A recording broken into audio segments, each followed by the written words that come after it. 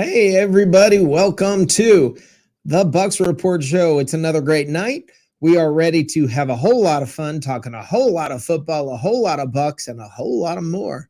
Let's have a good time tonight, guys. It's time for the fun to begin. Let's do this thing.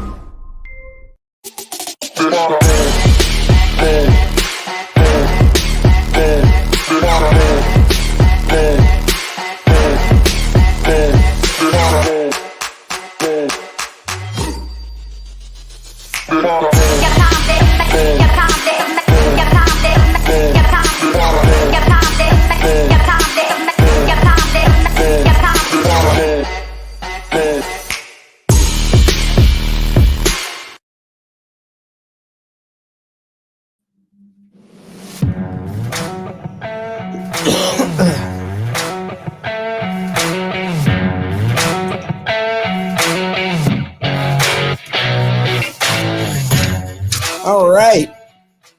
Let's do this, guys. Let's do this thing. Welcome to the Bucs Report Show. Let's have a little bit of fun tonight, guys. How y'all doing? Hope you're ready for a good time. Lots to talk about. Hello, Adam. How you doing, Adam? All right. We've got a ton of things. Tons of things to talk about. I don't even know where to begin, but always I think the best place for us to begin, well, there's 50 things we can do. 50 ways we could go with this, but I want to talk about Carl Nassib. Carl Nassib today, former Buccaneer. Carl Nassib came out. He's a Raider now, I believe. He came out and said that he's gay.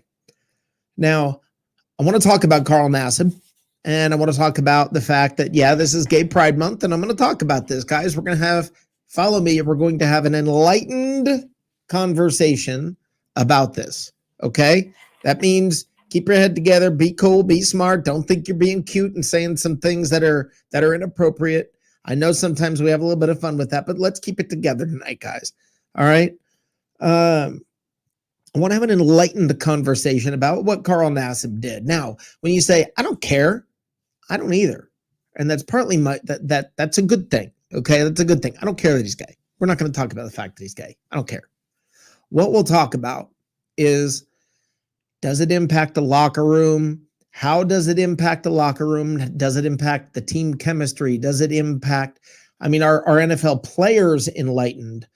Let's talk about things from that perspective. It's a little bit different. It's I don't want to talk about whether it's okay or not that he's gay. It's fine that he's gay. I don't care. All right. We're not even going to get into that.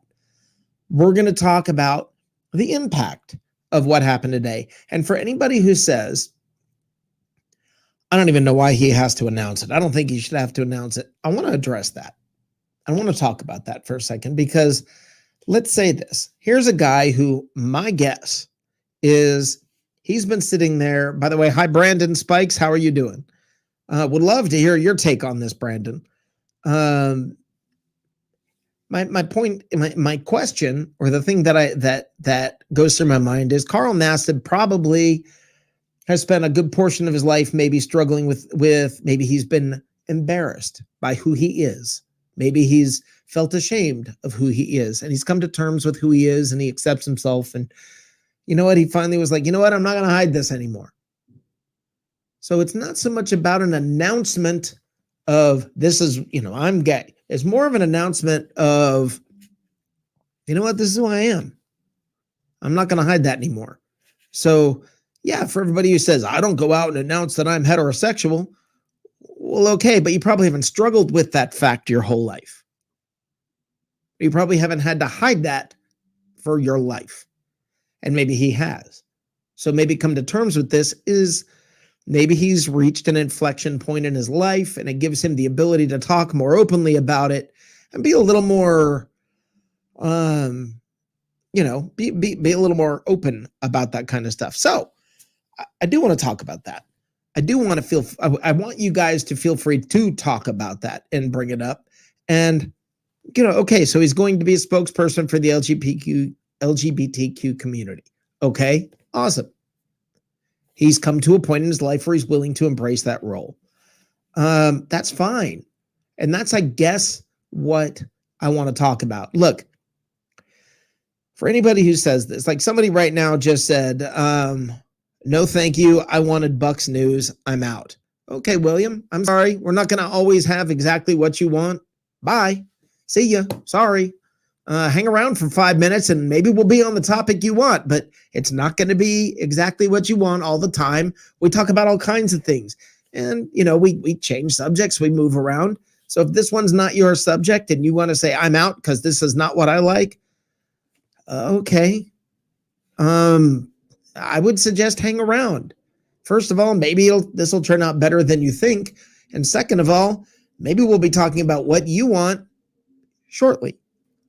So I do want to talk about that. But guys, I think it's important that we sort of, I don't know, I think we need to grow up as football fans. And for some reason, people like to say, oh, they shouldn't even announce this or make an issue out of this. That's not real. Okay. It's not realistic. This is something that's different. It's something that, I'm sorry, guys, it's newsworthy. It is. If you don't believe me, go check and see what hashtags are trending right now. All right. Go see that Carl Nassib, hashtag Carl Nassib is trending. Hashtag NFL Gay Pride Month is trending. Guys, if you don't believe that this is news, you're wrong. It is news. It's news, and it's okay to say it's news. It doesn't make you anything if you say, yeah, okay, it's news, it's information. This is something that's different. People are talking about it, including him. Okay.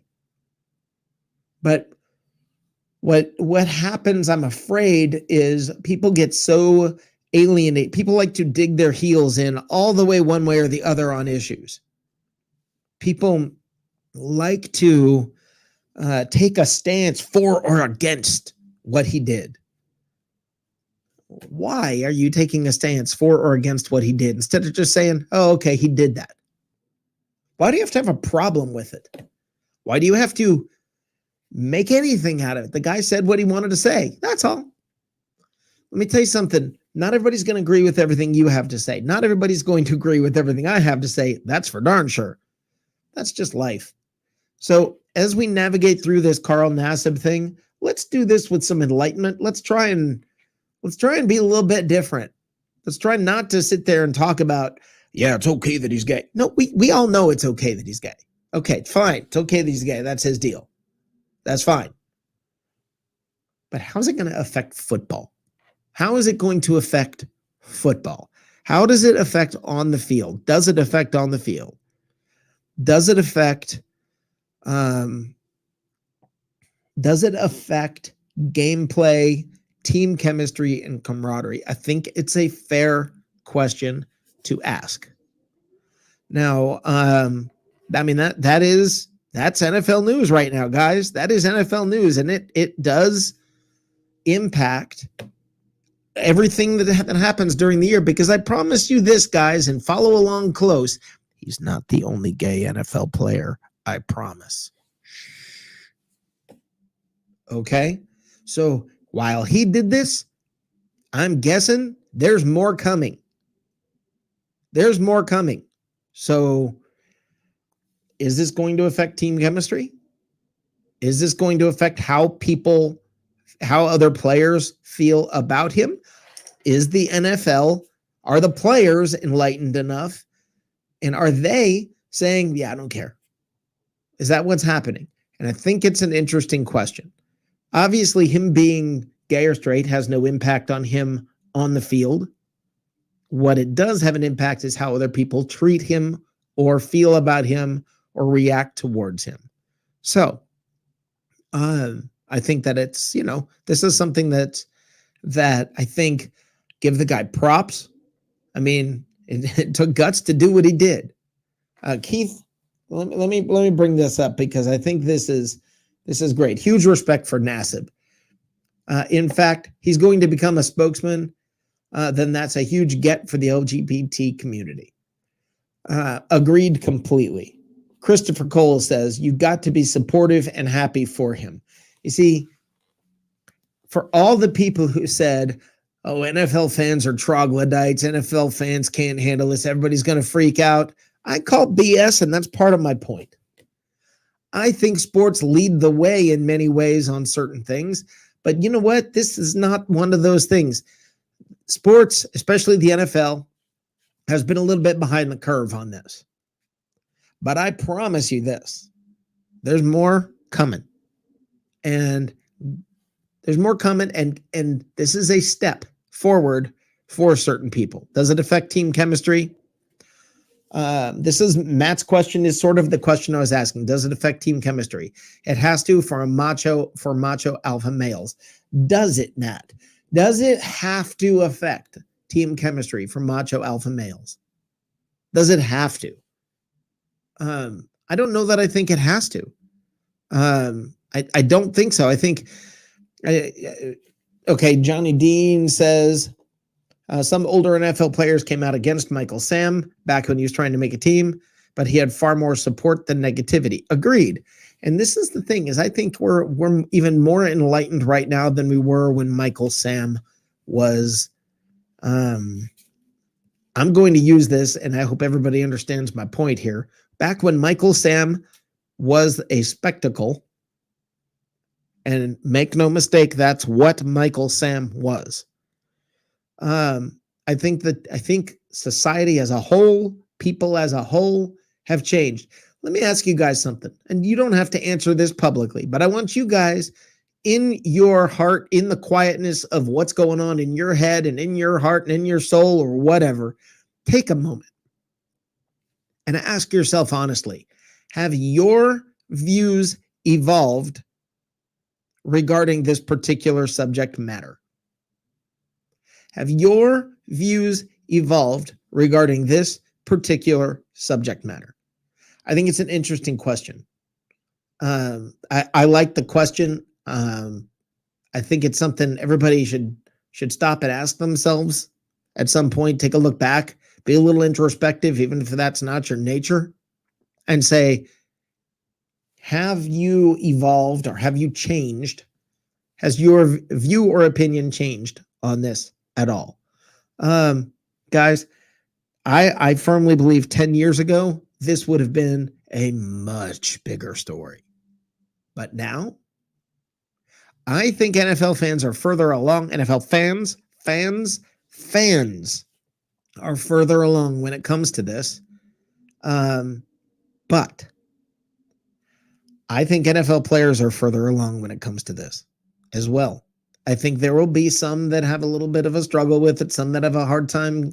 I think a lot will fall into that category of, okay, look, I know there's nothing wrong with this, so I'm going to shut up while I adjust to this and get used to it and grow up and grow personally. I think a lot of guys are going to be in that category where they admit to themselves, it's time for me to grow a little bit.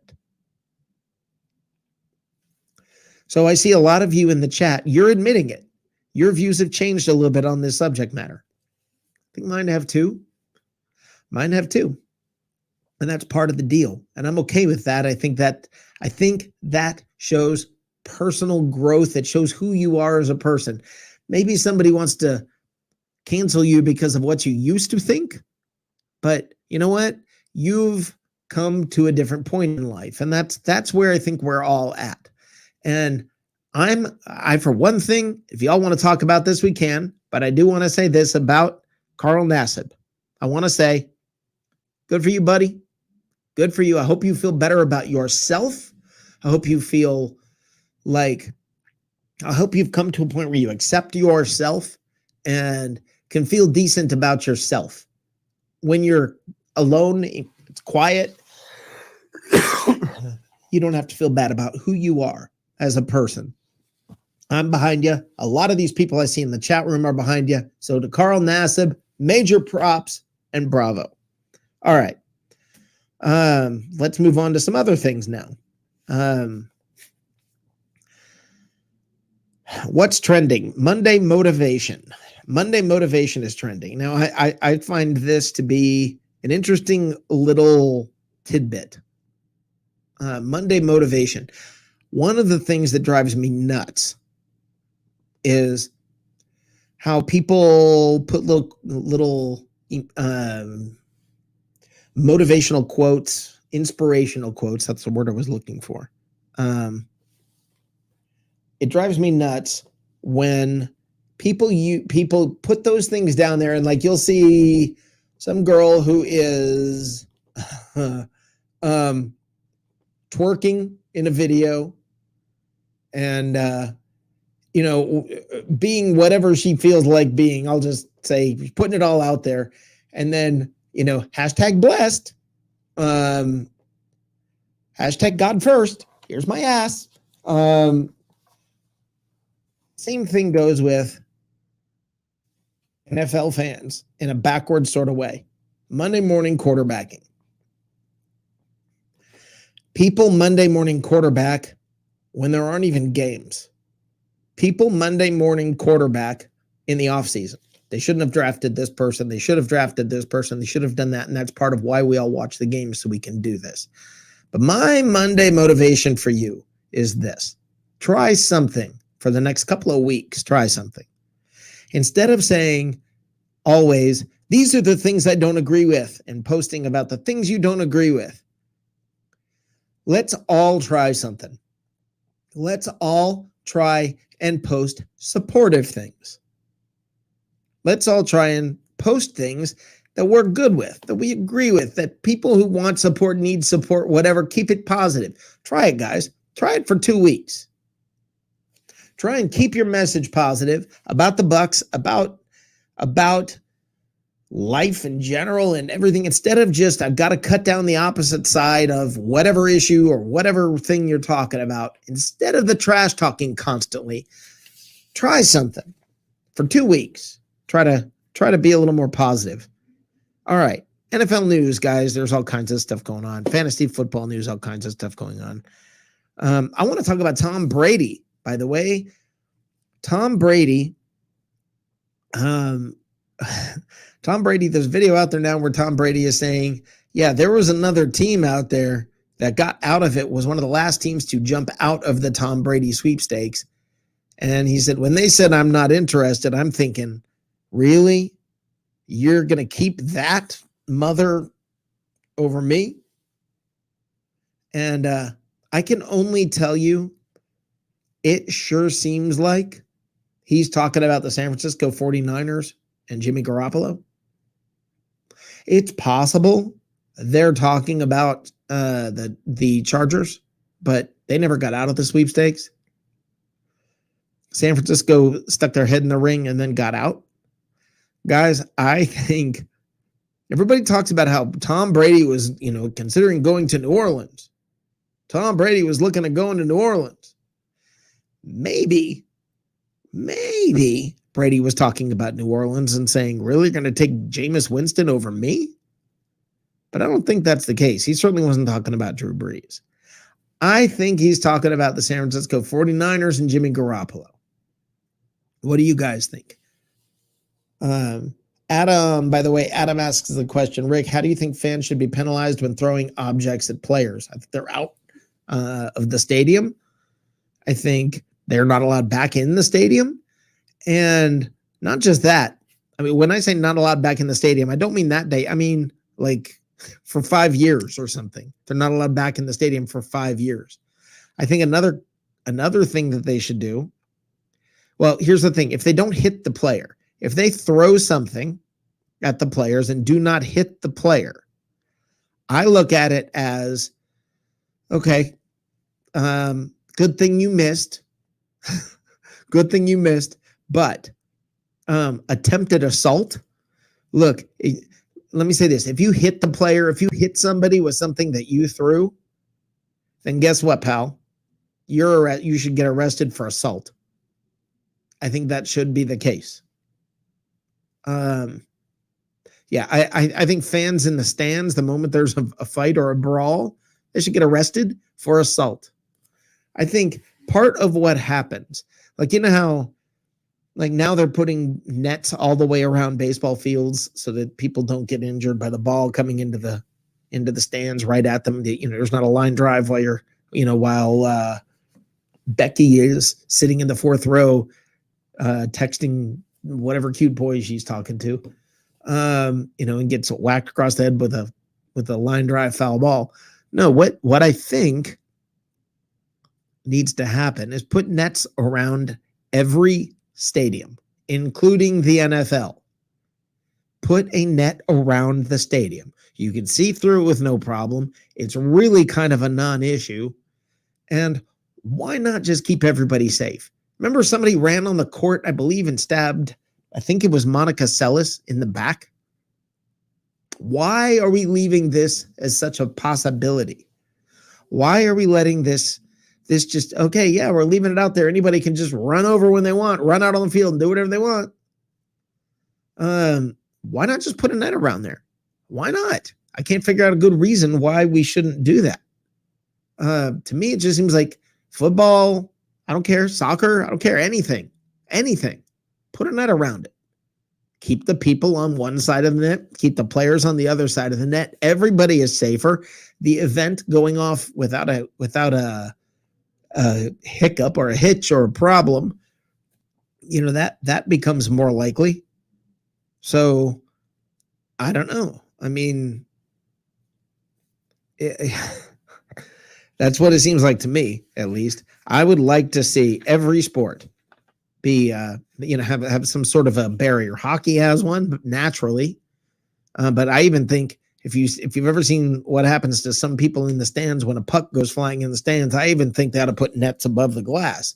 Now, I will tell you, as a photographer, I was photographing a Lightning game years ago against Washington, and I had never photographed a hockey game, and I was unaware of the fact that what they do for photographers is there are holes about that big around cut in the glass. And you stand there and you put your lens, you point your lens through that hole. And as they're going around, you're moving and taking pictures as best you can. But what's really hard to not do is let that lens, if you drift forward and that lens is sticking through the glass, because you're right there. Okay. If your lens drifts forward an inch or two, your lens is now sticking inside the glass, and anybody coming from either side can hit you. It's a little bit scary. That's a little bit scary, but I'm not sure that there's a solution around that, because you got to have the pictures. The pictures help. The pictures promote the league. So you have to have that. So I don't know, but that's something I think is interesting. So Tom Brady, anyway, I'm going to do this. I'm going to bring Harry in now. Harry the Greek is here.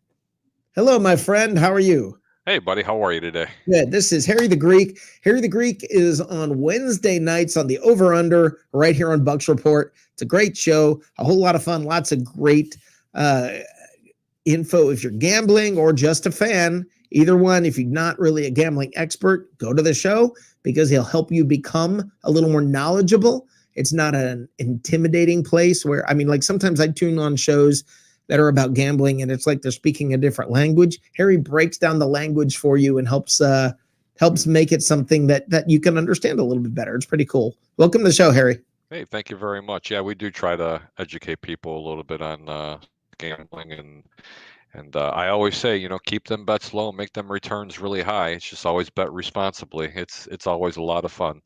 So What's happening with you, Rick? How's things going in the wonderful world of Bucs Report? Things seem like they're going just well. Everything seems like it's going just fine here at Bucs Report. We've got all kinds of goodies and all kinds of things that have been going on and are going on, and we've got new shows popping up all the time, and great articles popping up, and it's been a lot of fun. And pretty soon we're going to be starting up permanently the afternoon updates every day. That's kind of cool. That's going to be exciting. Yeah, there's a lot going on. So I'm excited about it. Everybody here in the chat seems to be really bringing it for the conversation. I really like that. Toby Dean says, how much longer do you feel Brady can play and will play? His comment saying playing to 50 is a very long time makes me feel this could be his last year. I understand where you're coming from, Toby, but I don't know that he also said very clearly he has 7 rings from Super Bowls, 1 ring for his wedding. He's got 2 fingers left that need rings. So he's intimate. Yeah, watch it. No, he's intimated that he wants 2 more rings. I don't see him playing until he's 50 years old. Stop it. No, Come on. I mean, but that's 6 years. So that's even a if he plays long 2 or time. 3, well, it's a very long time. If he plays 2 or 3 more, that I can see. They rebuilt his knee, so I mean, people can argue and say, "Hey, he's got that knee back." I don't You know know that it what? was that bad, was it? They rebuilt Eh, it? No, I like to have a tendency of exaggerating a little bit when I Yeah. say that. But anytime you're going into a 40-plus-year-old knee, Yeah. that could be problematic. Yeah. Even if it was a cleanup procedure.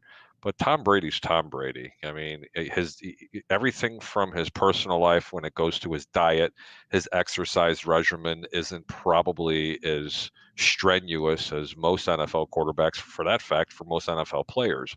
But his diet is unique, his lifestyle is unique. Would it surprise me to see him play another 2 years? No, it really wouldn't surprise me. But I wouldn't expect anything more than that, and I wouldn't really read into it any more than that. But to play to 50 years old in that position, he's not a kicker. We're talking about a quarterback. Yeah. I'd give him 2 or 3 more years. I think that's about what you're looking at. I think that's reasonable, and then I think he's going to move on to whatever he's going to choose to move on to. Last night or a couple nights ago, we had a discussion about whether or not he was going to be coaching, whether it was going to, what's he going to do right off into the sunset. I think it's all that all remains to be seen. But I don't think Brady's leaving football. I personally don't think Tom Brady is going to leave football. I think he's done. I think when he's done, Rick, I think he's going to be done. I don't think Unfortunately, I so. do. He's got kids. They're all, he's got family from all over the country. I mean, he's got nothing else to prove other than filling up the It's other not a 2 matter of fingers with proving. rings. Michael Jordan didn't have anything else to prove, but then he went and became ownership. I think, and Johnny Dean, I have to give Johnny credit because Johnny put it into words that I think is absolutely accurate when he said, Tom Brady is addicted to football. Most players, I would say that. Really? Yeah, I would say that most players would be addicted, especially if it's your profession. I mean, they played football their entire life. It's not a bad thing. I think it's actually a really good thing. And Oh, I anybody don't who's think it's really good bad at at their craft, all. no, Yeah, no, I no, don't no, think it's no. bad. I think Tom Brady has a next level obsession with this game. And I think when he finishes this part of his journey, I don't know what aspect, what direction, what place, coaching, ownership, I don't know which one, GM, I don't know, but I don't think we've seen the last of Tom Brady when it comes to the NFL. I think probably. You know who had a really good insight on this conversation was Best of the Bay, Tampa Bay Ray himself. I would love for you if when he comes on your show sometime, is to make sure you just write this down and ask him that question. What do you think Tom Brady is going to do after he's done playing in the National he'll Football League? I'm not probably going to. become the best kicker after he can't be quarterback anymore. He'll probably become the best kicker that football's ever had. He's not begging for the leg. Okay, it has nothing to do Right. with kicking. But his analogy and why he thought that he wasn't going to be really involved like in a coaching staff, I'm sure he'll have something to do in football, but the everyday operations, I'm not sure that's what he's going to end up doing. And at first I kind of agreed with you and Johnny Dean, but after listening to Ray's point of view, I was like, but I'm going to let him explain that to you. Okay. Eli Manning just recently, I don't know if you read it today. I didn't get to read the whole entire article, but the caption is that he's back with the New York Giants. And I'm like, who wants that washed up arm who can't get it 25 yards downfield? But then what it was is as you started to read, he's not going to be involved in everyday football operations, but he's going to be involved with the New York Giants, and they are employing him for something in front office personnel. Not like a general manager or anything, but something to have to do with the team, but it's not going to require all of his time. I don't see Brady as being the kind of person who's just going to say, yeah, I'm just going to hang out all the time now. I think he likes, and this is what I brought up the other night, and I believe this wholeheartedly. People who say, "Do you realize? Oh, these football players, they're missing their kids' recitals, and they're missing, when their kids go do this or kids go do that." So is every traveling salesperson on the planet. I know so many people who work who have to miss the recitals or have to miss that or miss that because they're working people. Yeah. Okay, and a football player for 6 months out of the year is there all the time. Yeah, it's 365 days a year for the most part for football. They make it a couple of weeks off to go spend some time in the Caribbean or down Well, in they get the Mexico. off season. They have to work out, but they get the off season with their families. Yeah, but it's still a regimen of getting and always staying prepared for football. I will tell you this, Rick. I have a few friends that played in the National Football League, and as the older that they got, one of my buddies played about 10 years in the National Football League, and every year that went by, it got harder and harder and harder for him. So at one point, it became literally 365 days of year of training just to Yeah. be able to get ready for the season. His body was breaking down, unfortunately. Well, So we have an NFL player in chat right now, former NFL player. So if you want to hop on here, I would appreciate it, and I would love to talk to you, Brandon, about this. I who's in the chat? believe. Well, no, now I don't want to say this. I believe this is the Brandon Spikes that played in the NFL. I may be wrong about that, but if you are, Brandon, please come on, and I'd love to talk to you about this because I think it would be great to get your insight on this on the stuff we've been talking about today because you've been there. We talk about it. You were it. So it would be great to have you come on and talk to me about these things. Absolutely. I think that would be awesome. Yeah. But as But far as him playing till he's 50, I'll uh-huh. never count Tom Brady out on anything. But that's Right. really stretching it, man. No, 50 is tough. Like I said, 2 or 3 more years, I think is what we're looking at. That's my guess. Even 3 is a lot. Well, no, now is a lot. Yeah. Now is a lot. I mean, but it's the greatest of all time. This cat is not, he's the exception. He is not the rule. That's just fact. He is the exception, not the rule. I don't know. I love Johnny Dean and his lovely insight and some of his comments. What did he say? I'm just pulling it up on my phone. It says Ray Kennedy imposes how he feels with all his jobs onto Brady. So that argument is irrelevant. It's not irrelevant, Johnny. That's not very nice to say. Ray's entitled to an opinion as anybody else is. I mean, Ray had just a really good insight on what he thought that Tom Brady would do after football. I like to call it, what Ray does through his eyes. And it kind of made a little bit of sense. Now, I thought it was pretty cool. But again, I'm not going to steal Ray's thunder on that because he's got a really pretty cool opinion. And it was kind of, it wasn't just what they're thinking. It's kind of factual, though. So we'll just kind of if you get a second, please, Harry, I'm going to bring Matt in here. And while I do that, if you will text Ray and see if he has the ability to come on. Sure. Go ahead and pull me out. Okay. Let me do that. And I'll bring you right back in a minute or two here.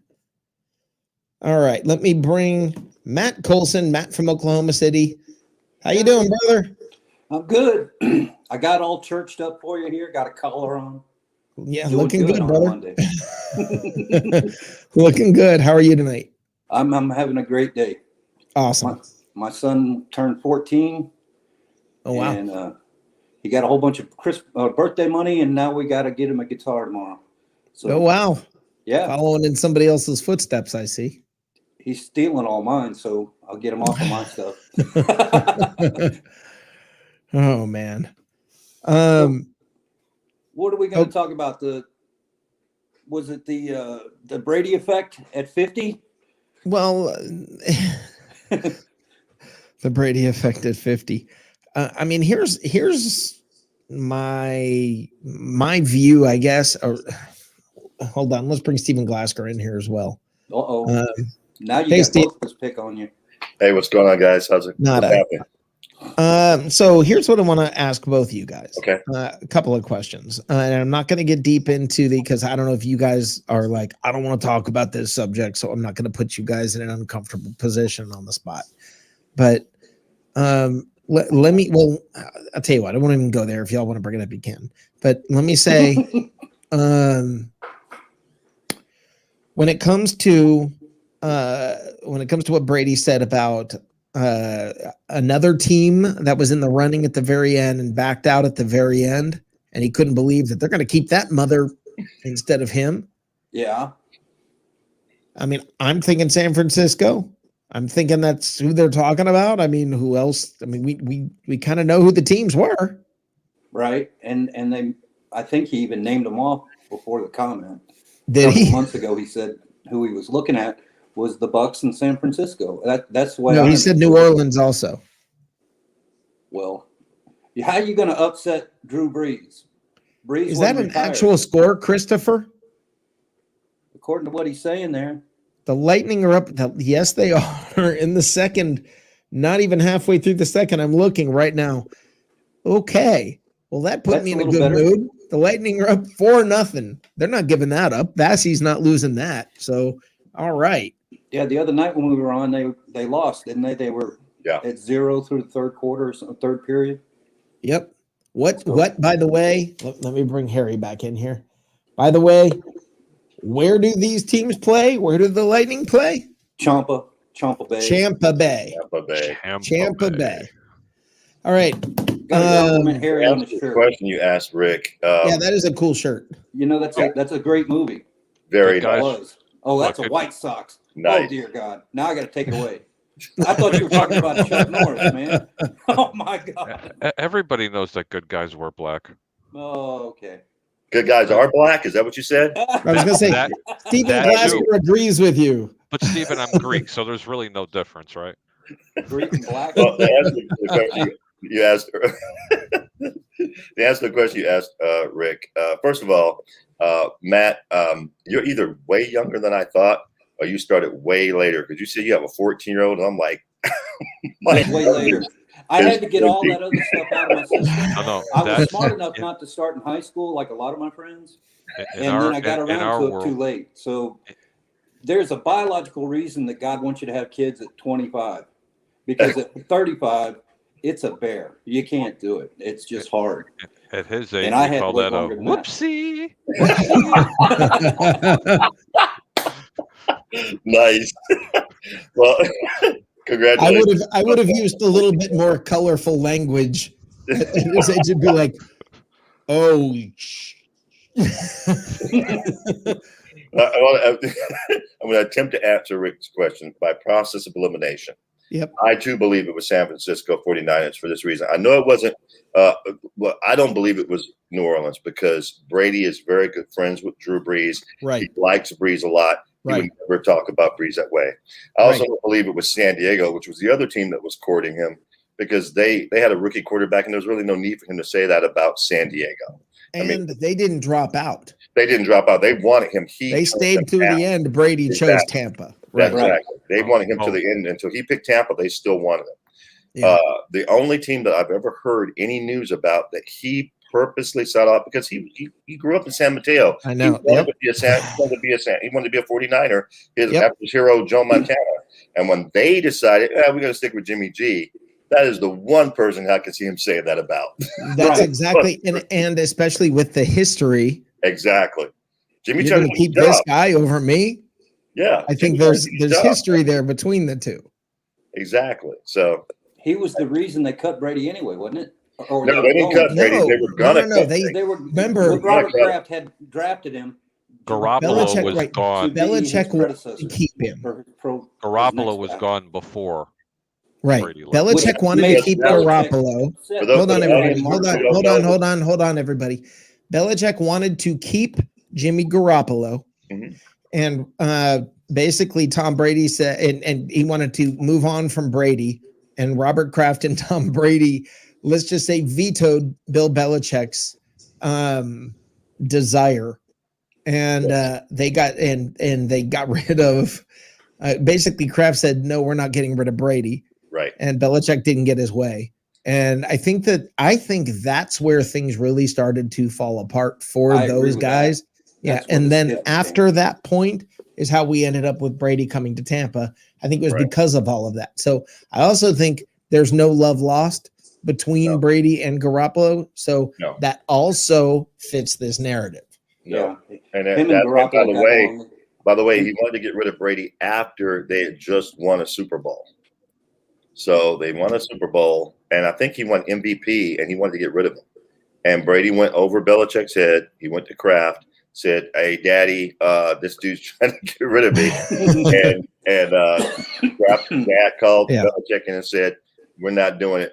Tom's staying here. You find a way to move Garoppolo if you have to." So Belichick went to talk to Garoppolo and said, "Hey, can you hang out for one more year, a couple more years?" And Garoppolo said, "No, Coach, I want to go. I can start somewhere. I want to go play." I And remember that. That's why he gave Garoppolo up for a second-round pick, because San Francisco thought they were going to have to give him a first-round pick. Right. He was so pissed that Kraft went over his head, even though Kraft owns the team, that he gave him up for a second-round pick. And then from that point on, I think you're right. That severed the relationship between him and Brady. From that point on, right. How many skilled people on offense did Belichick try to get Brady? None. Right. Very Damn, few. Steve. He You're sabotaged him. behind all that pretty face. Whew, boy, you got some football knowledge, man. I Yeah. forgot all about that. Let me tell you something, bro. That was pretty damn strong. I remember that literally to a T the way you explained it. Yeah, that's exactly what happened. There was a little bit more drama involved in that. I'm going to go ahead. Right. I'm going to go ahead and jump on that. There was even more than that. I mean, Brady actually, for the first time in his career, his dander got up because he couldn't believe that he was actually going to be. Wait a minute, they want him over me? Really? After what I've done for this organization? And you're right. He did go to Daddy with the Crafts and said, "Hey, this is what's going on." Yep. Don't be fooled. The Kraft still knew the bread and butter, and they made a mistake. The Kraft, shame on him. He should have had an extra massage, to be honest with you, because his brain forgot something. He should have got rid of Belichick before he got rid of Brady. And that's exactly right. They never should have let Brady walk. Man, they had that three-headed monster there in New England for so long.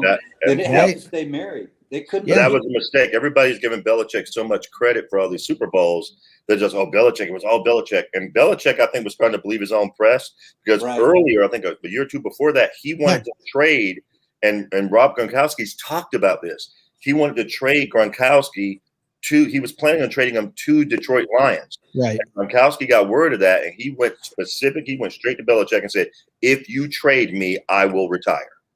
Period. Right. He did. He said, I will not play for one other quarterback other than Brady. Period. Yeah. You trade me, I'm out. You know what I think is interesting. What I think it happened is, I think it became a battle of egos between Brady and Belichick, where I think Belichick wanted to prove he could do it without Brady. And Brady was just, I think originally Brady was like, why are we breaking this? It ain't broke. Right. Let's leave it alone. Let's leave it alone. And then Belichick was hell bent on basically breaking up the band. And when it finally did happen, we see what the results were, Right. Remember the beginning of last year when Belichick was just gushing about what it's like to work with Cam Newton. Yep. And that worked out. Yep. I mean, I love the meme that came out that's Belichick. I mean, it's Belichick throwing, or Brady walking up to Belichick and saying, "So Cam threw 10 touchdowns last season. Yeah, I threw that many in the postseason." Right. I mean, you can also say that both people were wrong, because cooler heads should always prevail, right? Especially when you built such a dynasty like that. I mean, look, I'm glad that Tom Brady went to Tampa and he brought another Super Bowl with him, and it did help the way they stacked this team as well. I mean, you just can't say Brady was the only reason why he won the Super Bowl. But without Brady, they don't bring a lot of these players in here. And you sure as hell. Look at that. The voice of reason comes in. Thank you, Harry. And you sure as hell don't re-sign every single player coming off a Super Bowl. But getting back to what I was trying to make, cooler heads could have prevailed. That dynasty could have continued in New England. And for the most part, those records are never going to be broken. And had he stayed another 2 or 3 years in New England rather than coming here to Tampa, all he had to do is win one more Super Bowl. Brothers, let me tell you something. Those records in our lifetime, the 4 people that are sitting here, that'll never be broke. It's probably never going to be broke anyway. Right. Because there's so much parity in football, and there's so much, right now there is. Right now there is. That'll change. Everything changes. It'll go through. And by the way, I'm sorry, Perry. The other team that Brady was another team that was trying to court Tom Brady was, believe it or not, was the Chicago Bears. There was a lot of traction there. People don't realize that. Really? Because Matt Nagy was enamored with him, and so was Ryan Pace. And there was some kind of not a bloodline, but I like to call that, because I'm always thinking handicapping and like horses. But there's some kind of bloodline between Chicago Bears management and not only the Crafts, but with Tom Brady. And there was a level of interest, but Tom wanted nothing to do with the cold, and it was more so his wife that didn't want to go fight the blizzards of Chicago.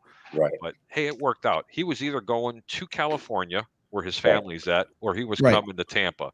And when he looked at the wide receiver group that they had here and the people that he knew he was coming, that was a no-brainer. And he knew, and he also, I think he and Rob Gronkowski, while they don't say this, I think before Brady ever signed with Tampa, and before he ever announced he was going to Tampa, I think he already knew Gronk was coming with him. I think that had already been, the framework had already been discussed. Yep. If you remember the day that Gronk said, I'm going to come out, we just have to work out a trade, like 3 hours later, a trade was done. Yep. That doesn't happen. Yep. That doesn't happen. That negotiating had already happened. What are you talking? Who came out? Gronkowski. Oh, okay, never mind. Yeah, no. When Gronk came out, no, wrong day to be saying came out. Maybe I need to be a little more specific or precise. I don't mean that. I mean came out of retirement. And in today's day, we have to be very. Yeah, I better be a little more clear. Yeah.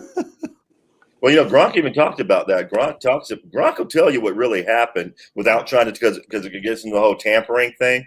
But Gronk will tell you what really happened if you look. I remember watching him in an interview, and he said that when Brady decided to come to Tampa, Brady called him and said, "Hey, what do you think about?" And he said, "I've been waiting for you."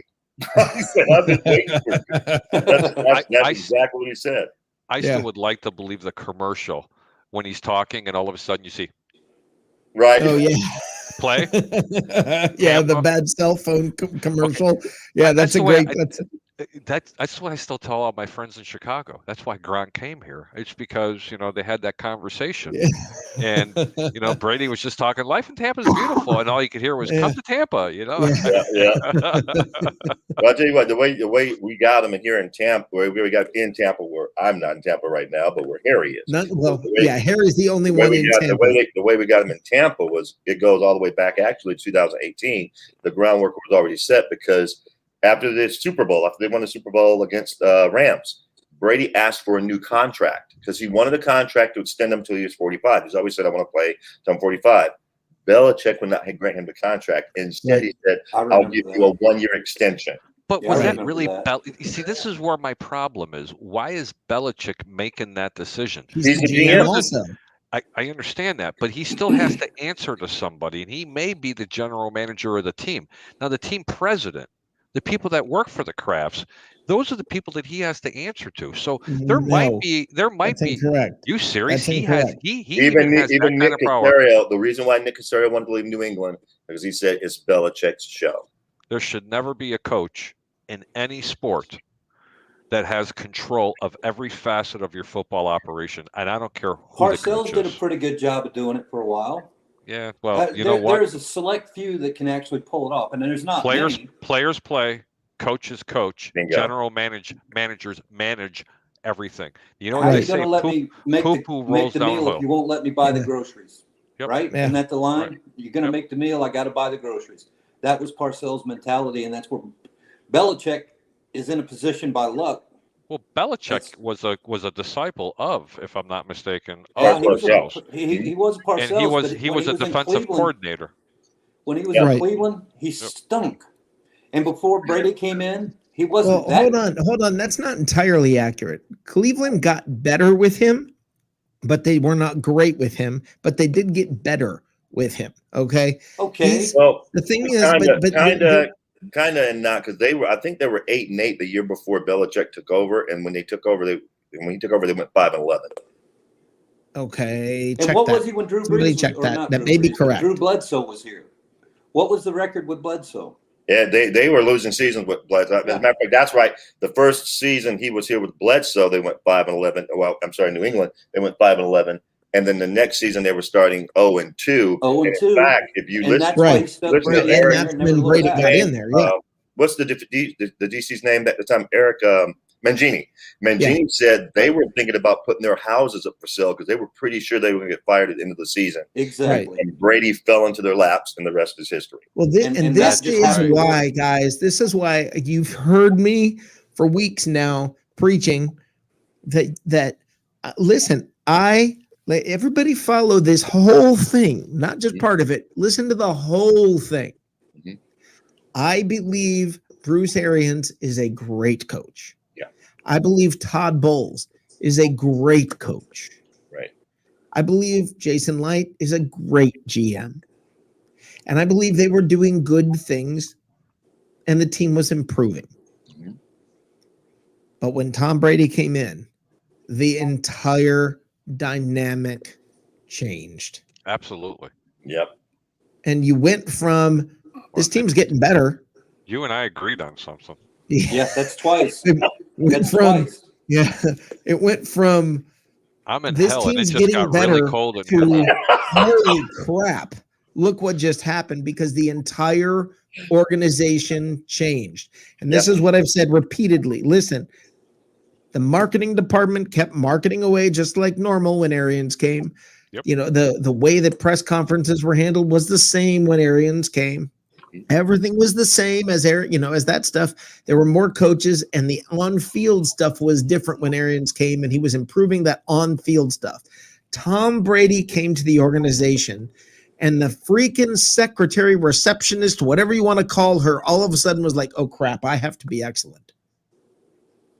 Yeah, that's exactly right. Where things changed. Right. And there's none of this, well, if Ryan Tannehill had come here, we could have probably Oh, God. Don't Joshua. He's not here to defend himself. Right. Well, no, and that's why I'm with you, Stephen. And it's like, okay, yeah, they probably would have been better with Ryan Tannehill, but not this. No. And that's the point I was trying to make Saturday, was that Brady was the accelerator. But you're just like you were putting together a super team. You said they were putting together a super team. No. Before Brady. And no, they were not. I'm just going to say this one last time, and I'm done with it because we beat this horse. Everything you just said, Light is a great GM. All of a sudden, Arians is a great coach. Bowles is a great coach. Bowles is not a great head coach. He's like Bum Phillips. He can put together a masterpiece of 20 guys and make. Or Wade Phillips, either of the Wade Phillips. It's the exact same thing. Yes. Bum I think Phillips they're both bums, was a lot better. Yeah. But, not as decent Wade as they were Phillips, good. and then you got Arians, who can do anything with an offense. He's a genius, and he's proven that he can think outside the box. Which I'll give the Glazers credit. They said, "Okay, if that's what you think," and then they only 5 rushing plays during one game is definitely outside of the box. Yeah, well, it is. You know what? The first thing he complained about when he became head coach. Why don't we show replays on the field? Apparently, they hadn't been putting them on the big board. No, this was a question I've had for a while. When you're at he Bucs saw it games, one time, and he was like, "I don't know how I'm supposed to do my job if they don't show the replays on the field." And I'm going away from this press conference, and I'm going to go talk to that office immediately thereafter. I remember that press conference because I just shook my head. I was like, "This has been my question." I can't believe it. Matt, you just brought up a fantastic question, because this has been my question for a while. As I've gone, whenever I go to a game in Raymond James, and there's any kind of a play that looks controversial or not really clear on what just happened, right? No replays. All of a sudden, there's no replays. All the other plays, you get replays, but the ones that matter, no replays. They've got the flag thrown for a replay on the field, and you're sitting in the stands, no replays.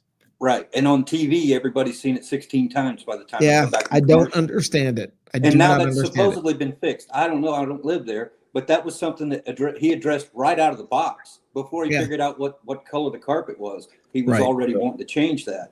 And but Matt, a proactive person like that can see that this is a problem, can go in and say, this is what I need done. The same thing with his 190 coaches that he hired. Nobody believed that could happen, and he did it. And it evidence on the field from Donovan Smith to the guys in the practice squad. He's got the right formula going down, but it's the ownership that's given him the green light, and they've given him the rope. Right. And so far, he hasn't choked himself. And I got to give him credit for that. But I think Brady was. Nobody's arguing that, though, Matt. Nobody's saying that. Let me finish this one thing. Okay. Had Brady not shown up, the team was on a track. This is what I was trying to say, that they were drafting for the system on both sides of the ball. And when they did that, they didn't have Brady in the picture. We got to get rid of Winston after 1 year of trying it. It isn't going to work out. So let's find our next option. And according to BA, he said that they were going to go to Bridgewater, but Brady became available. Now, you can say what you think about Bridgewater in North Carolina. You can say what you say about him in New Orleans. In New Orleans, he didn't lose many games that he started. He didn't lose any. That's what I thought. And when he got to Carolina, it wasn't a good team fit. But if Arians decided this guy's a fit for me, he's somebody who knows what he's looking for. Hold on, though. And he thought he was good enough. And hold on. I got to add something in, though, Matt. I got to add something in, Matt. This is the same thing. Like when everybody was on the Josh Rosen bandwagon. How many teams does a guy go to? Does a guy have to go to where the team, for instance, Minnesota, who thought Kirk Cousins was better? Okay. Yeah. Then you go to New Orleans. Okay. They keep him. He wins 6 games and they still don't find him worth keeping. They go get Jameis Winston as the backup. How much of that? Wait, look at that. Hold on. Then he goes to Carolina, gets the starting job. Matt, hold on. Matt, hold on. Okay. Then he goes to Carolina, gets the starting job, and they don't think enough of him. How many teams does a quarterback go to and the coaches not believe in him until you start to go, maybe there's a reason that all of these coaching staffs don't have that much confidence in him? Why would Bruce Arians pull his name out of the hat and mention it? He must have had something in there. I mean, that's the only thing I'm saying. Yeah, hold on, Harry. I'll get right to you, and then you'll have the whole screen, okay? Hold on, Harry. But here's the thing, Matt. It's simple because they made a decision to get rid of Winston, rolled the dice, got Brady, and needed to sound like they had some kind of a backup plan, and that probably was their fallback position was we'll throw whatever we have to throw at Bridgewater to get him because that's our backup position. Because really, at least he won't throw as many picks. So, but you also hear him talk about how Blaine Gabbert is the most underrated quarterback ever, and yet they were still willing to go get Teddy Bridgewater. Okay, well, I agree with that, and I agree with Brian Griffin sitting around for 7 years. They say a lot of things. Harry, go ahead and take over, buddy. You know what? Let the Greek be the decider here. Both people are bringing up extremely good points on this, but I got a little insight on Teddy Bridgewater. You're right, Rick, when you say that how many coaching staffs is it going to be before they're going to be right? But I don't think that was the case. They had a chance to get a very, very young version of a Teddy Bridgewater, probably successful even with a better arm in Sam Darnold. And that's why he's not in Carolina. Teddy Bridgewater played very well. I think that Teddy played even better in Carolina than he did in New Orleans. Okay, let me go ahead and put that out there. As far as Matt's concerned, talking about what Bruce Arians said about him, first off, if you brought Teddy Bridgewater to Tampa, it automatically made your quarterback room that much better because you have such a seasoned veteran. I would feel more comfortable taking the football if Brady went down and said, here you go, Teddy. Go win these games for me like you did back over in New Orleans, because they have a 3-headed monster attack for a running game, and they arguably have the best offensive line and the best wide receivers and tight ends in all of football. So honestly, Matt, even at your age, you can line up under center and complete a 10-yard button hook pass. Okay. But I'm not trying to be a smart aleck here, but in all honesty, Teddy Bridgewater was going to command a payday. Okay. He was a first round draft pick. He was supposed to be a cross between a Michael Vick who had an arm. So was Jameis. Oh, that's true. Sorry. That's a bad word. But anyway, what I was saying was he was supposed to be a cross between a Michael Vick and a quarter. Who, by the way, who's the quarterback for Baltimore? My mind just Lamar Jackson. Lamar Jackson. You know, I mean, I don't respect Lamar's arm, but Teddy Bridgewater had a little bit of wheels. Not that fast, but he had a really good arm, real smart between the tackles. He had a really good pocket presence, and unfortunately, he suffered that really bad injury in his knee, and not that many teams really believed in him. But I'm going to tell you what, that injury wasn't as gruesome as Alex Smith's. It was almost just as bad. But Teddy Bridgewater, I'll take on my team before I take an Alex Smith. I seen what he did in New Orleans. He played extremely well with a subpar offensive line, subpar wide receivers versus what he had in New Orleans, and a subpar running game because both of his running backs were gone. Let me tell you something. You give him a couple more players, and you're talking about not the Chicago Bears making it into the NFC wild card. You'd have been talking about the Carolina Panthers because they couldn't win in the fourth quarter. Teddy Bridgewater is a gamer. I agree with many people on here, but let me tell you something. Teddy Bridgewater, someone's to be very blessed to have them on their 52. Yeah, let me say something about this. I'm okay with Teddy Bridgewater. Okay, I believe Teddy Bridgewater is. I'm not saying same stylistically. Please do not misunderstand what I'm saying. I'm not comparing the style that they play. I am saying you have an adequate quarterback a la Brad Johnson when you have Teddy Bridgewater. Right. Which was He's not going to make your team. He's not going to break your team. Right. Instead, the Buccaneers brought in somebody who made the team. Right. And again, I want to get to that point regarding what Matt said. Matt, no one's disagreeing that Arians is fantastic and that Bowles is fantastic. And that even Byron Leftwich has done a good job. And they already have pieces in place and that Jason Light was putting together a good team. No one disagrees with that. I know you and Johnny Dean and Andrew all have this whole, but they were putting together the super team type deal. And they were going to be 2 years away without Brady. Here's the problem with that. Even Arians and the Glazers say that's not true. They have said that Brady was the catalyst. They have said that everybody got better at their job when Brady showed up. The coaches had to get better at their job. That's what I said. The marketing department got better. Everybody got better. Everybody got better. Paul Dean got a job too. And for anybody that cares, 2 minutes to go in the second period, Tampa Bay Lightning, the number 2 seeded Tampa Bay Lightning, 6-0 right now in the second period. I think they should be able to hold on. That is a whooping. Yeah, I think Vassy can hold that. What do you guys think? I don't know, man. I think he might be in trouble. But thank God that I laid the puck in a half. Nice. Yeah. So, by the way, let's bring Andrew in here, Andrew Faubert. By the way, I have Liam Mitchell coming on here shortly in about 10 minutes or so. And when that happens, I'm going to have a little one-on-one time with him. Off with your head, peasant. Not a problem. I only need a couple of minutes here with Mr. Steven Glasker. Go right ahead, Andrew. Go right ahead. All right, listen. You see, I'm in a house code. Do you understand what I was just doing? And I was listening to some crap. I don't want to know what you were doing. I don't want to know what you were doing. You don't have to know what I'm doing, but you know what we are doing here? We're building a team, Steven. Do you want to know why we even got close to this? Do you want to know why Brady even considered this? First of all, did he not come out today in this beautiful little trailer and say some other team said no? Yeah. When do you think we were picked on that? Okay. It wasn't because of our team. The teams he was looking at were like the Chargers, the Raiders, the Titans, teams like that. Teams that he knows he can have a little bit. Yeah. The Niners didn't want to give him a little bit more of the reins. You know what I mean? The Niners is who they're talking about, by the way.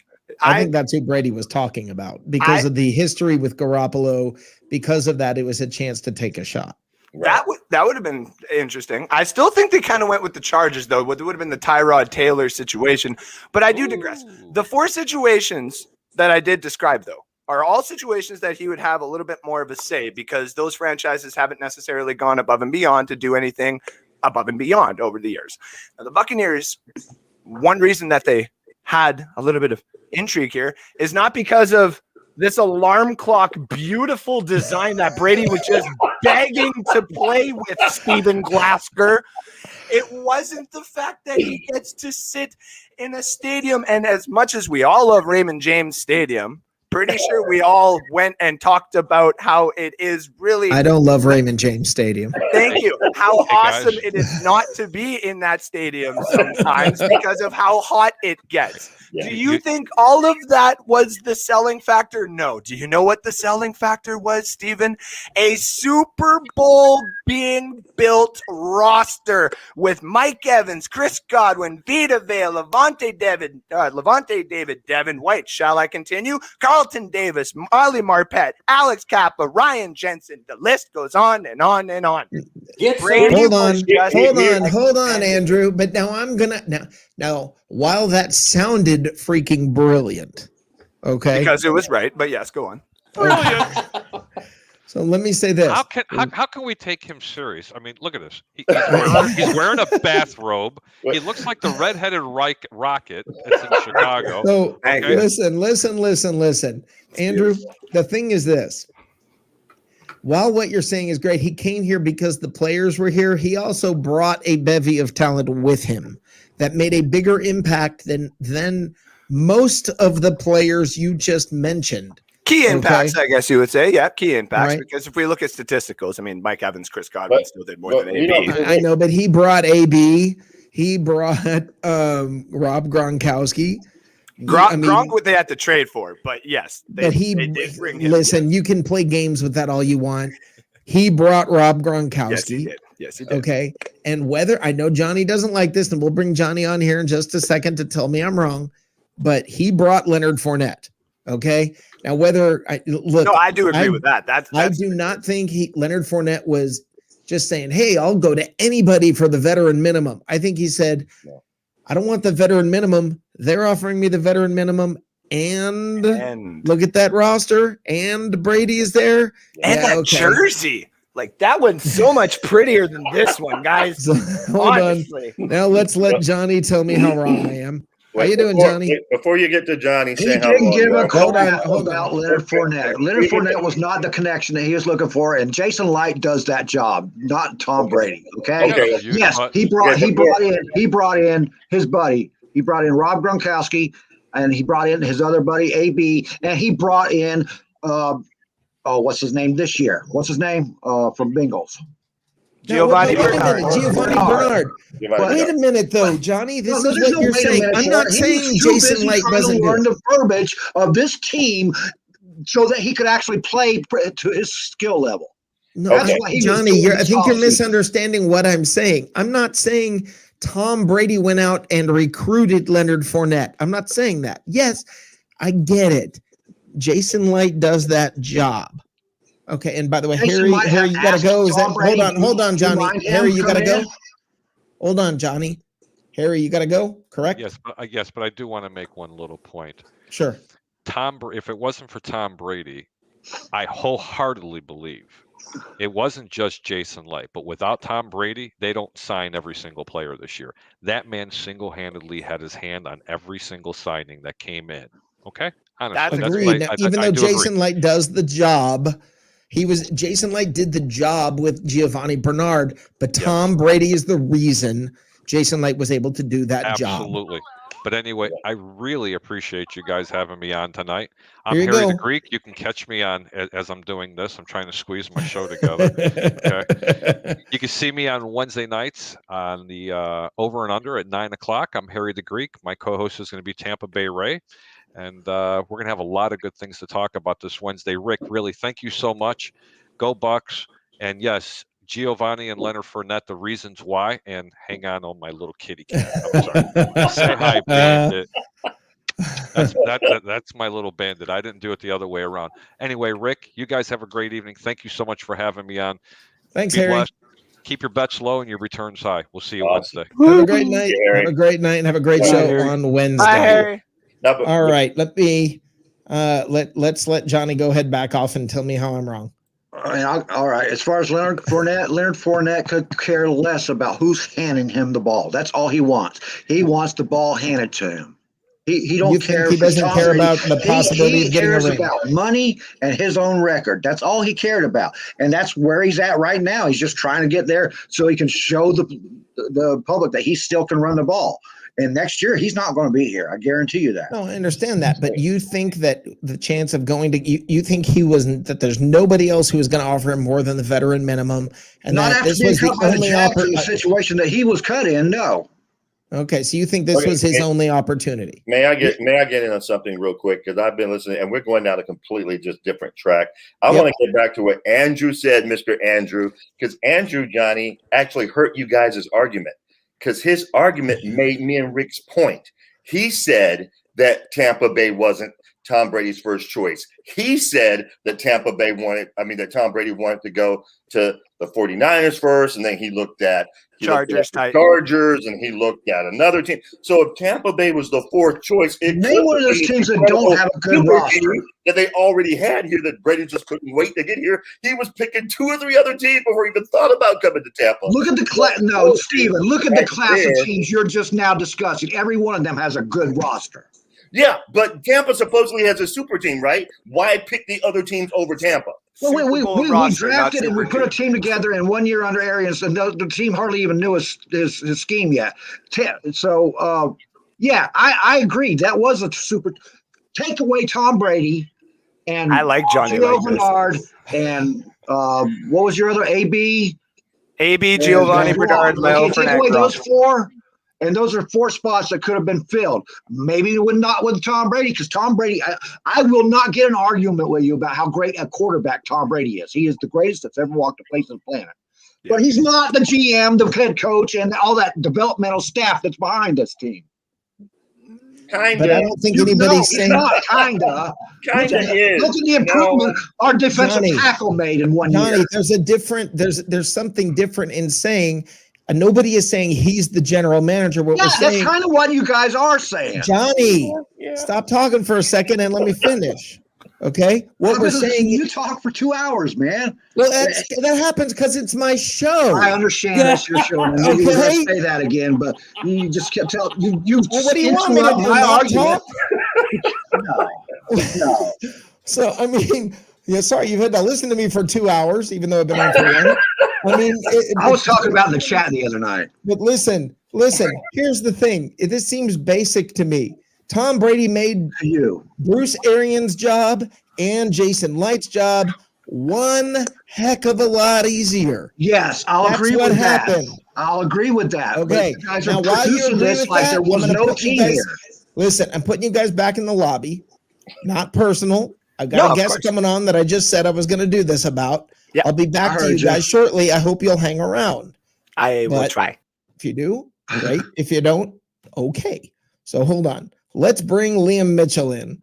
Liam, you had no idea what you were stepping yourself into, my friend. I did not. What's up, Rick? Good to see you, man. It's a long time no see. I think we're live on my channel right now, too. And I'm happy to be here, talk a little Bucs here for a little bit. And I came in. Seems like I came into a pretty heated discussion there. Yeah, apparently. My contention is this. I said that you cannot, that too many people, it seems like so many people are basically, I'm going to say, giving Tom Brady sort of he's a nice to have kind of a guy, sort of a mentality, but it's Jason Light and Bruce Arians who built this team, and that's it.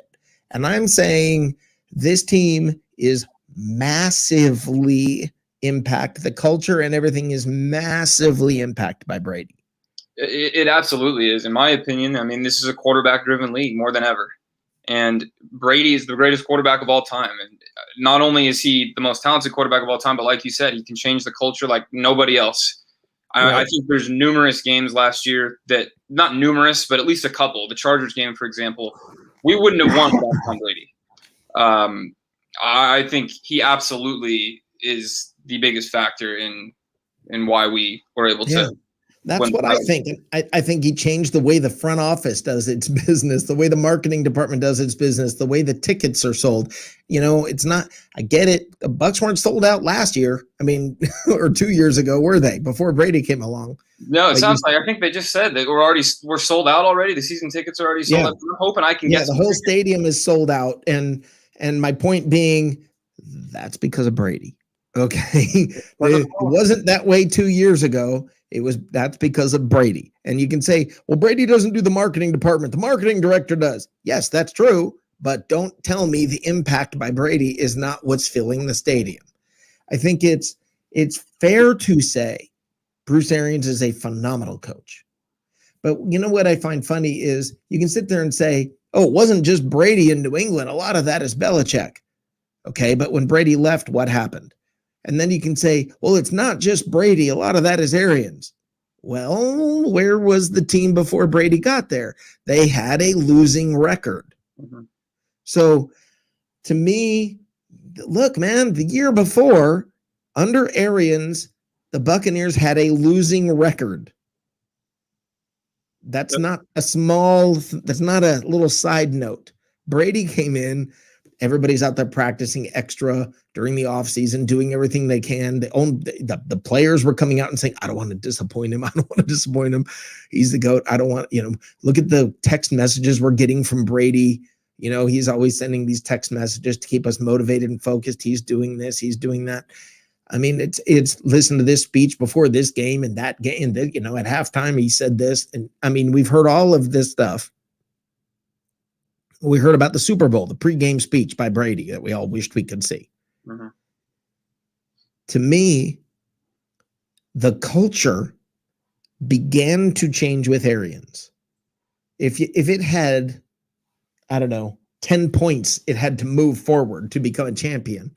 Bruce Arians moved it forward 3 and was working on number 4. Tom Brady pushed it the other 6. I agree fully, Rick. I agree fully. Yeah. I think Bruce Arians was pretty much the best coach we've had, arguably, since probably Gruden or Dungy. And it's better than Gruden, I think. Yeah. No, you're right. John only had barely over a 500 record with us. Right. I think you're right, though, in terms of Bruce started it and Tom ended. I mean, this team, I always said before going into the 2020 season, the Bucs were super talented. The one thing they were missing was a quarterback that didn't turn the ball over 20, 30 times a year. And there was nobody better than Brady to turn that culture around, to not turn the ball over. And look what happened. We won the Super Bowl. So let me ask you this. Conjecture. Just conjecture. I know there's no way to prove this, and nobody's going to hold your feet to the fire on this. The Bucs don't get Brady. The Bucs instead get Teddy Bridgewater. What was their record last year? I'm going to say not 11-5, Rick. Not 11. Do they win a Super Bowl? No Super Bowl. It's not with Teddy Bridgewater. I think Teddy Bridgewater would have managed the game a little better. He wouldn't have thrown 30 picks like Jameis. Right. But like you said, is the culture going to change with Teddy Bridgewater? No way. Right. Are these clutch moments that we see from Tom, the comeback at Atlanta, the comeback against the Chargers early in the season, is that going to happen with Teddy Bridgewater? Absolutely not. I mean, right away. Uh-oh. Did we lose him? Uh-oh. Oh, you're back. We lost you for a moment there, Liam. All right. I think we lost Liam. Liam, are you there? All right. I'm going to put Liam back in the lobby for a couple of minutes here. We'll let him get that worked out. Let me bring by himself for a moment, Johnny Dean. Let me bring Johnny in here. Johnny, did you hear any of that? Yeah, I agree fully with what Liam said. That's all I've been saying. I said that Brady accelerated the process that was already in place. Bruce Arians had a 3-year contract. That was a 3-year process to get this team into a Super Bowl, and it was headed that direction. Okay, I agree with that. But when I said repeatedly, Tom Brady massively affected the culture, and that was where the disagreement came in. No, he massively affected the culture. My disagreement part is where it seems like you keep belittling the team that was already in place. No, I'm telling you, they had a losing record. Okay. They had a losing record. Most teams do before they get to the playoffs. No, I understand, but I'm belittling a team with a losing record. I'm not belittling them. I'm saying this is what they were. I will belittle the quarterback that was with us before when we had that losing We record. can all belittle him and have a good time with that. I'm not belittling any player on the team right now that was here. Okay, no, I agree with you there. Now let me put you back out in the lobby and let me see if Liam is back and working. Can you see Rick? Sort of. Talk to me. Yeah. Okay. I got you right now. We're good. Sorry, man. My Wi-Fi's cutting out on me. I don't know why it's. No, it's all good. No, it's all good. It's all good. So yeah, I wanted basically that's part of what I wanted to talk to you about. I also want to ask you this. I'm going to get into this. I'm going to go ahead and go there. Okay. I don't know if you heard the opening of the show. I don't know if you had a chance to hear the opening of the show, but I talked about Carl Nassib and what he did today. And I said, I don't care that he's gay. I don't care. It's not even a topic of conversation I care to get into. Okay, he's gay, whatever. I don't care. The question that I think is relevant is, how does it impact fans? How are they going to handle it? And how are other players going to handle it? I'm not saying how they should handle it. I'm saying, how are they going to handle it? Do you think it's going to be positive, negative? I'll be honest with you. I was at work all day. So when he did this, I didn't know it until late, and I have not had a chance to see what other current NFL players are saying. Have you? Good talk. All right. Let me bring everybody else in for the moment. All right, hold on. Let's bring everybody else in. First of all, I want to start by thanking Andrew for getting off the ride long enough to yell at me. I appreciate that. And I think the word that we're getting hung up on, I get what Johnny's saying, is that Brady accelerated the process. I think the difference is what we're saying, what it seems you and I are saying, Rick, is accelerates the wrong word. He changed the process. Yes. I'll be real with you. I don't care what Arians' plan was. I don't see the Bucs going to the Super Bowl in 3 years if Brady wasn't here. I just don't see it. How would you know, Steven? I don't see it. It's not a matter of knowing, Matt. We're talking conjecture here. In the NFL, and Bruce Arians himself said, you have to learn how to win. The Bucs didn't know how to win. It doesn't matter how many good players you have. If you don't know how to win, you don't know how to win. So my question, the thing I want to bring up is this. What quarterback was it that knows how to win that this team was talking about bringing in? If you say Teddy Bridgewater, my only point I can bring to you is 6-0.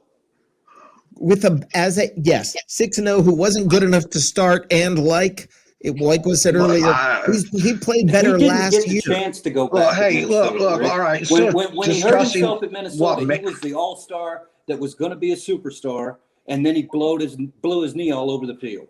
And so he was out.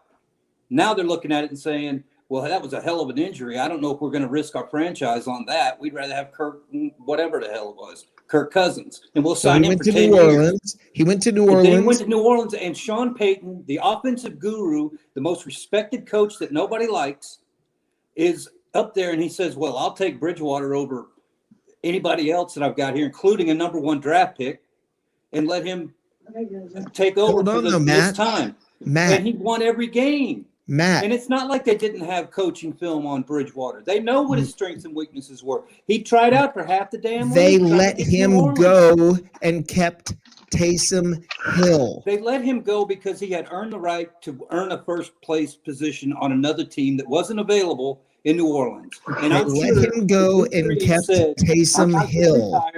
And Peyton said, well, I told the kid we were going to do one thing. He did exactly what I asked him to do 6 times. I ought to let the boy have a chance to go and make some money.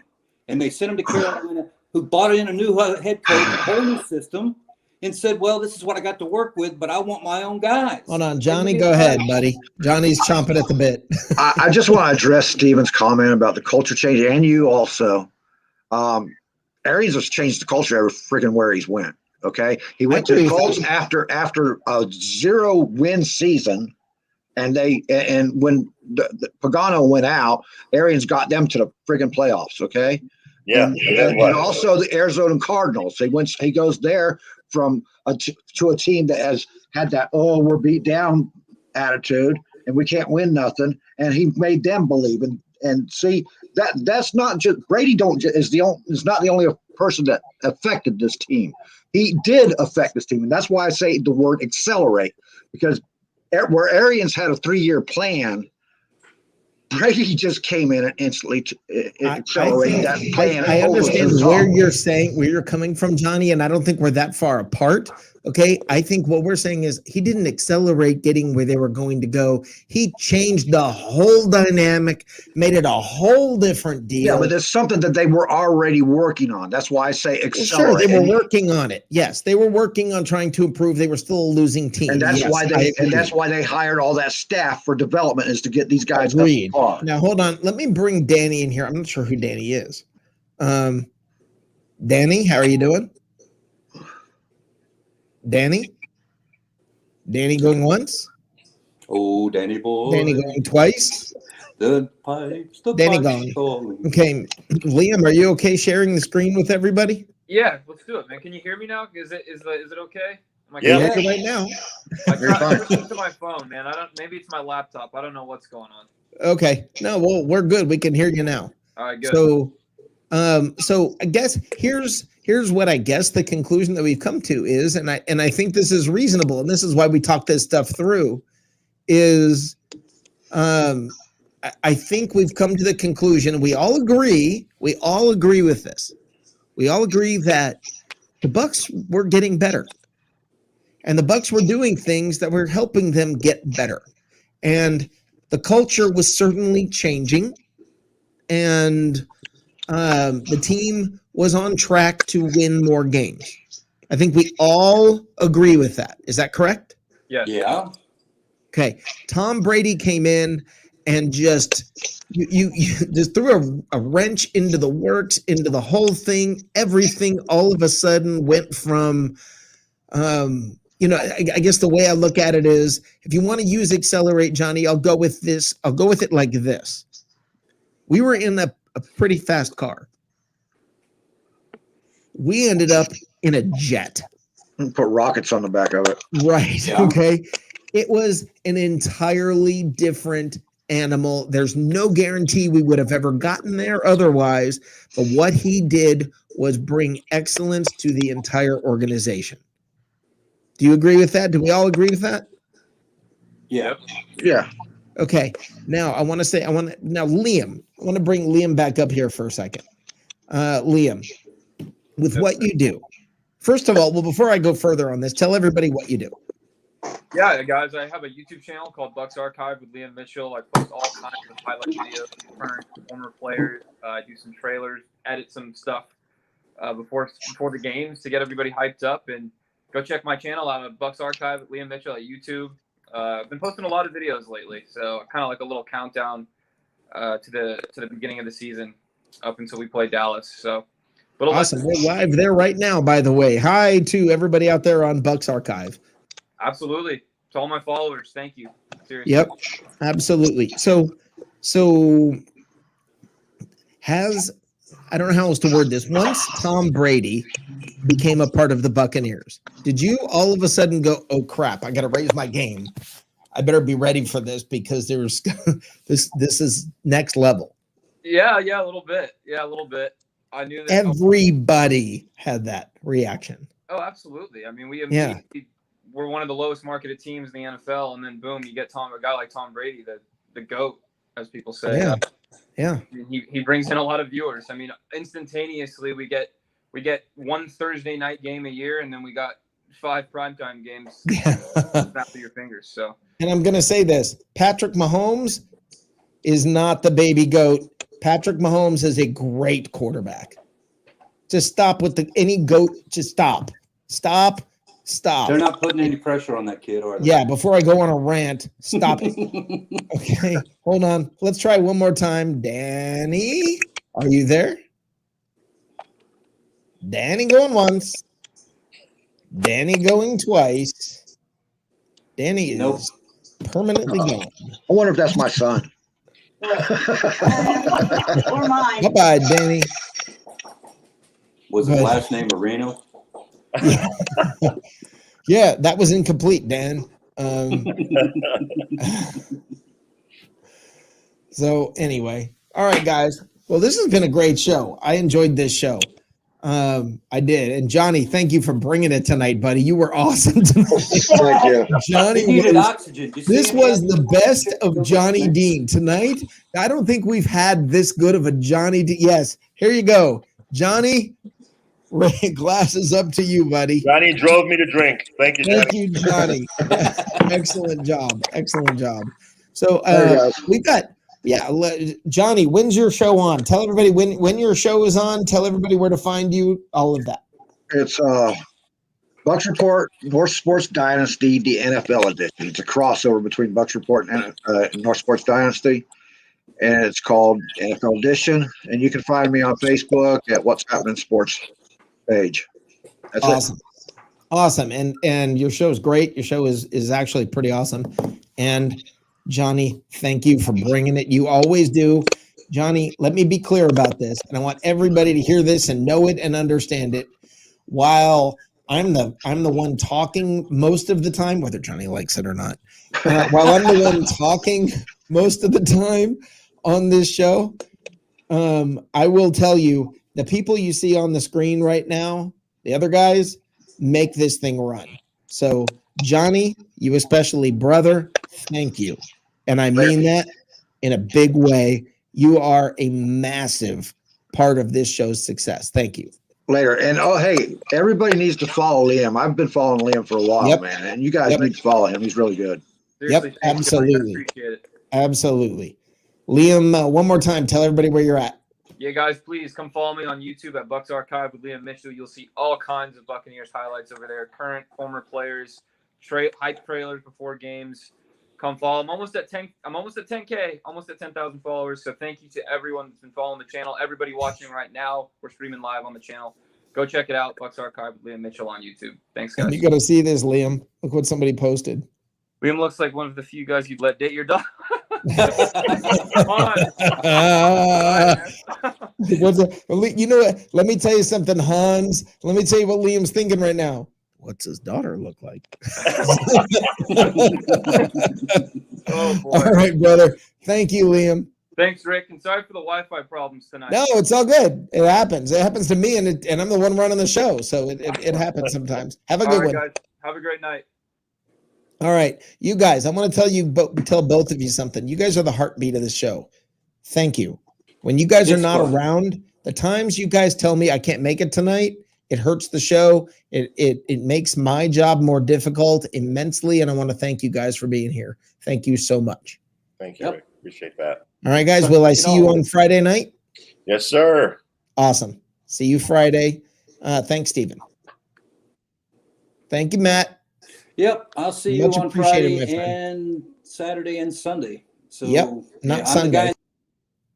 Whoa, wait. Oh, wrong guy. I lost Matt. I don't know what just happened. I don't know what just happened. Matt just dropped out entirely. So I don't know what just happened. All right, so I want to thank you guys in chat. Christopher Cole, Vic, Hans Gruber, you guys, Christopher Cole, man, I appreciate you being there. You are a regular on this show, and I appreciate you big time. To Constance, to Tapazio, whatever. Johnny Dean, man, so much love. Thank you, brother. Wes Winkle, to all of you folks out there, and I have not mentioned you all. I didn't scroll all the way back.